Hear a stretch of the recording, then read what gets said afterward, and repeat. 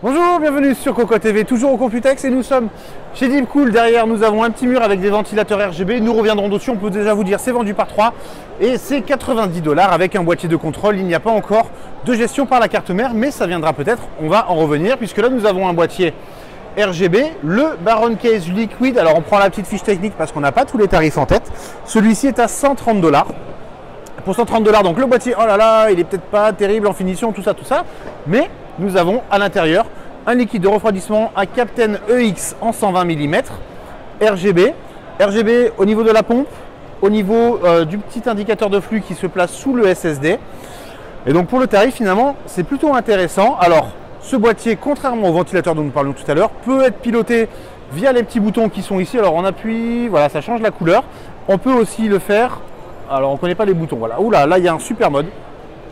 Peut aussi être contrôlé par une carte mère avec un connecteur en 50-50, donc avec un logiciel pour synchroniser avec la carte mère, la carte graphique, etc. Donc du coup, les ventilateurs devraient suivre. Au niveau stockage, nous avons en fait deux emplacements 3,5 pouces, 2,5 pouces et l'alimentation prend place à l'avant aussi.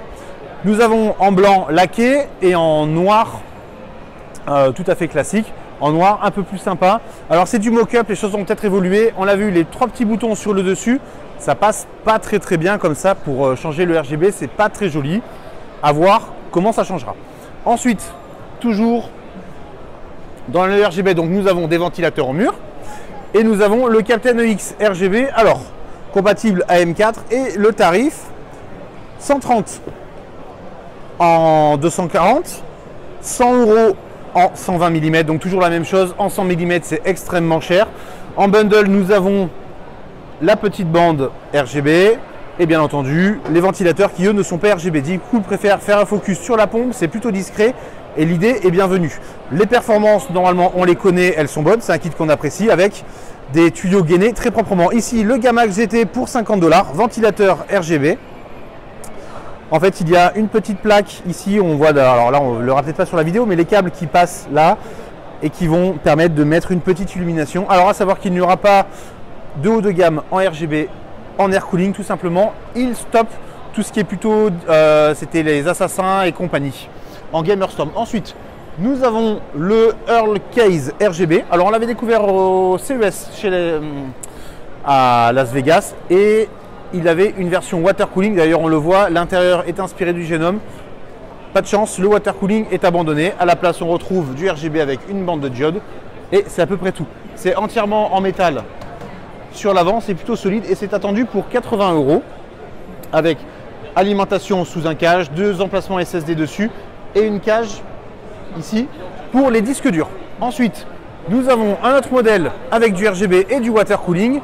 Le Newark 90, donc on le suit depuis un petit moment celui-ci, toujours pas de tarif, normalement il devrait être assez cher, c'est du verre trempé, c'est du tubing rigide avec un petit indicateur de flux, le tubing passe au-dessus aussi, le design est plutôt sympa, il évolue dans le bon sens, à l'intérieur c'est inspiré du Genome aussi, ça ne manque pas de place, il y a de quoi faire de très belles configurations.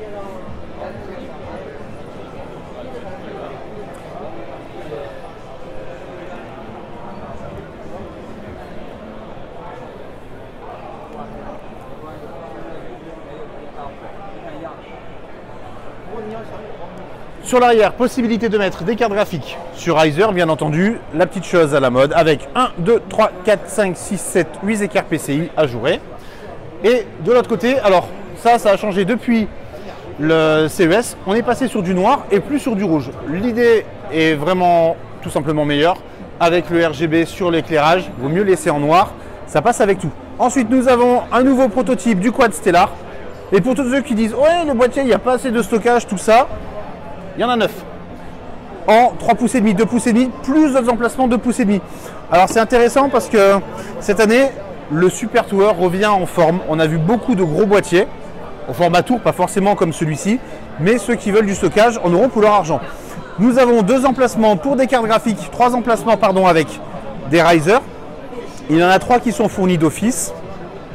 Et la carte mère en fait prend place en dessous. La ventilation se fait à l'avant. Alors il y a une petite chose intéressante sur la vidéo, si ça repasse à l'écran. En fait, les petits loquets à l'avant vont sous les petits loquets. Les caches à l'avant vont s'ouvrir un peu comme dans Star Wars quand ils déploient les ailes des X-Wing. En fonction de la température, ça va s'ouvrir automatiquement afin d'augmenter le flux d'air à l'intérieur. Alors on vous laisse admirer la petite vidéo.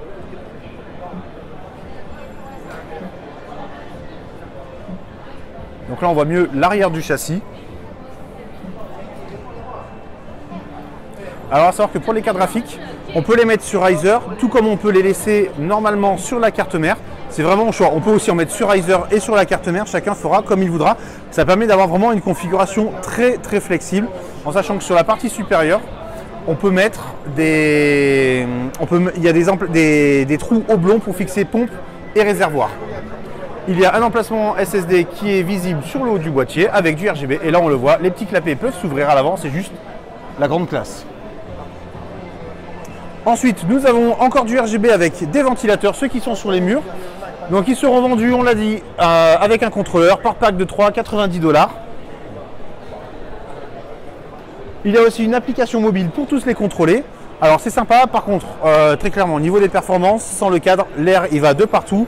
C'est pas forcément l'idéal, mais c'est joli. On a un cadre en aluminium, des petits patins pour lutter contre les vibrations.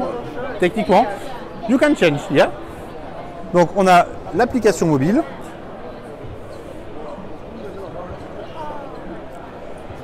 Qui n'est peut-être pas configuré dessus. Bon, c'est pas grave, it's okay, thank you. Normalement, on peut faire un changement, alors ça arrive, c'est des petits fails en live. Et ensuite, nous avons donc encore du Captain RGB et enfin le Baron Case qui est actuellement à la ferme. Le test est terminé, le du Case, autant pour moi, le Baron Case liquide avec du 240 mm, un tubing rouge très joli. Il y a du RGB ici avec la petite plaque, enfin du rouge, pardon. Et en haut, nous avons un éclairage rouge sur les doubles hélices qui permettent de renseigner sur le flux. Le boîtier, 190 €. Alors encore une fois, avec le water cooling, le positionnement est intéressant. Néanmoins, à nos yeux, ce n'était pas forcément le bon boîtier à utiliser. Chez Deepcool, c'est tout. On vous dit à bientôt pour de nouvelles vidéos sur Cocotte TV.